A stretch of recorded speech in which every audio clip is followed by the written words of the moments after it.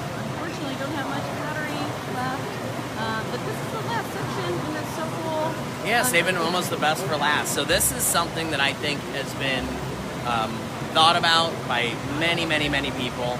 And again, another modular attachment for a ZSK, but this now plugs in more to the software side.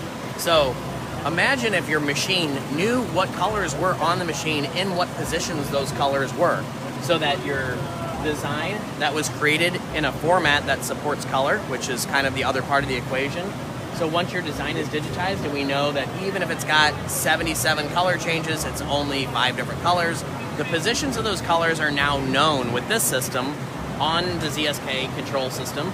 This will now communicate with your software so that when the design is automatically loaded through a barcode, the programmed colors are in place and literally just hit start.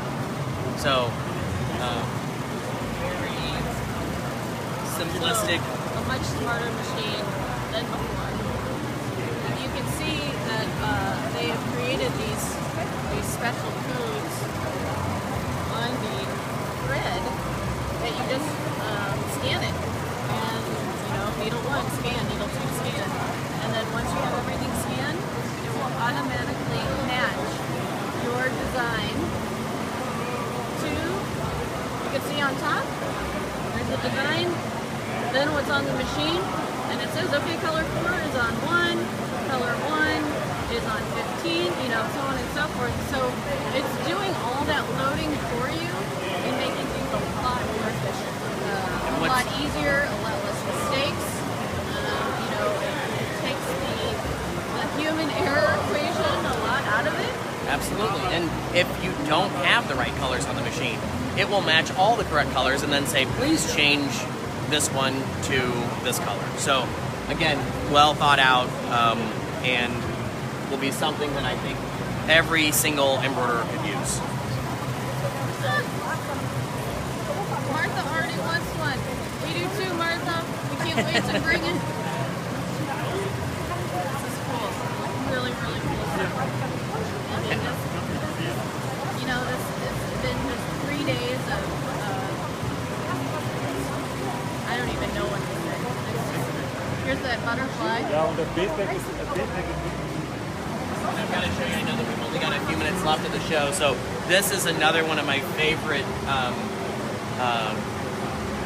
pieces of technology that was developed particularly for our multi-head customers. So of course everybody always asks, like, okay, if I have a multi-head machine and I got to do names, it's just an absolute inefficient way to use my my 4-head or my 6-head machine. Well, not anymore. What we can do now is using that head selection technology where different heads can do different jobs at the same time, we've now adapted that to personalization. So if I have the same logo, as you can see in the way that they kind of laid them out on here, if I had all the same logo, all heads turn on and do the logo, right? And then when it's time to actually put in the personalization, different heads can turn it on and off. So if I have to do, 2 shirts with one name and one shirt with another name and then the next shirt with another name, the machine can just be left to kind of work on its own. And when you come back, you've got your multiple items that are done with the same logo but a different name. And it even goes so far as to let you set different color changes for the logo. So if we had a red shirt, a black shirt, a white shirt, a blue shirt, and we needed to have a different colorway set up, without having to change the color positions of the thread on the needles, we can kind of organize which head needs to do which task with which color assortment of the same design. So again, very well thought out, and now it's a way for those with multi-head machines to really capture a lot more usage in the personalization market, which, of course... This is going to make you way more efficient than before, because before you would actually have to come in here and turn that switch on and off for a name. Now you don't have to do that, and again, it's like that head selection where the take-up levers do not go up and down while it is sewing, and you're going to push out that product a lot faster. So, personalization was very associated with only the single head market. We're changing that. ZSK has changed that, by leaps and bounds. So this is really exciting. Yeah, machine that can kind of play double duty. It can be your high capacity production machine, and then can flip in an instant with using software and a Q to now become a high production personalization machine that, arguably, you can make the case for less labor, even if it's only working as one head at a time. This machine can pretty much run by itself for multiple runs, right? It's going to do different names, but the operator's not standing here changing one shirt after the other. The machine is actually doing it. So coming back that 30 minutes later and having your personalization finished, phenomenal. Yeah, really, we had a good question. Can this be used on a 2-head? It can be used on any multi-head racer series of machines. Actually, any machine, I think, with a T8. Oh, really? So if we go back to, our models back as old as 1998 that you can put a T8 upgrade on, I need to double check that whether there is a version requirement, because some of our older machines from the 90s use a slightly different... like the Jaffa machine, the Racer Series, Challenger, J Series, early J Series like JAF models. But I have to check on the JO models. We'll have to see. But that's really cool because, again, it allows you to grow your business without having to purchase a brand new machine. You can utilize these new developments on your current machines. So I think are we gonna sign off right now? Well, I want to just show one last thing that I think is super interesting. And we looked at the camera system a minute ago, taking pictures of the perforations and adjusting things kind of on the fly. But this one over here is really cool, and actually by standing and walking over to it, you can capture a glimpse of the kind of ceiling height that you would need for a system like this. But this is similar to the beamer system on the SMEG workflow.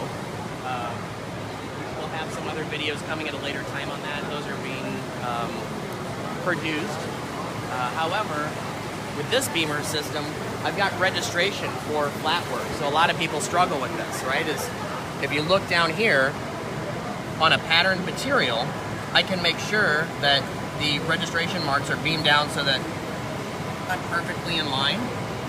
And when I'm laying this material out, that way if I need to run something in registration with an existing pattern, I've got a visual reference for that.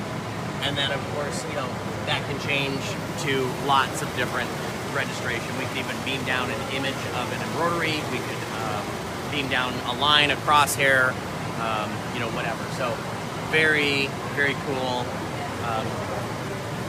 And you can also see the use of something called the border frame with an adjusting rail where, on the back we can actually change the depth. So if I'm working with very expensive materials and I really have to be mindful of the waist, I can actually adjust the border frame both left and right, front to back, so that I can get exactly the workspace that I need, even on such a large machine. I bet no one's really experienced firsthand a single head of this size. So you could see that, the border frame itself is quite large. It extends all the way to here and then even further back. But you could see that it's utilizing just a portion of it because of maybe the limitation of the fabric or the textile. This is roughly a 55-inch sewing field, 1,300 by 1,400 millimeters. Absolutely massive embroidery size that you can do on a single head machine. Cool stuff. Do you want to, again, while we're over here, you want to tuck over to the NNH? Here's some LED everybody, so it's more direct exports until now. Those LED sequins sewn down with conductive thread. And then we've got Michael, the helmet. And we have from the NNH company. And we have a machine that's doing sequins, but a very special sequence. This type of sequence has a rhinestone that's bound to it, and it actually can be stitched down. So, normally if you think of rhinestones, like how would you ever stitch down a rhinestone? But leave it to the Austrians, they figured it out. You can now stitch down the rhinestone using a carrier of a sequin. So using existing technology that's very reliable and very mature. We've got an automatic sequin feeder that will feed cut and sew each one of those sequins down one by one, and you know it has been modified to deal with the thicker material from the rhinestone. So you know, for those of you that don't want to invest into a